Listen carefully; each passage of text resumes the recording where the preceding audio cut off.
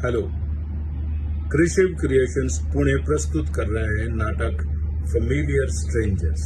ये नाटक हिंदी में है और ये सुदर्शन रंगमंच में 5 अप्रैल ठीक 7 बजे खेला जाने वाला है।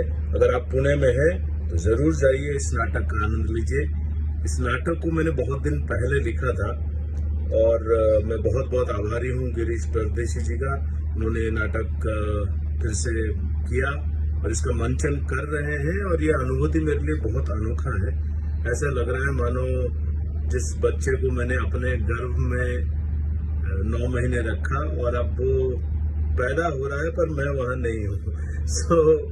ये बहुत अनोखा अनुभव है। इसके लिए मैं बहुत बहुत शुक्रगुजार हूँ कृषिव क्रिएशंस और गिरीश परदेशी जी का। All the best team.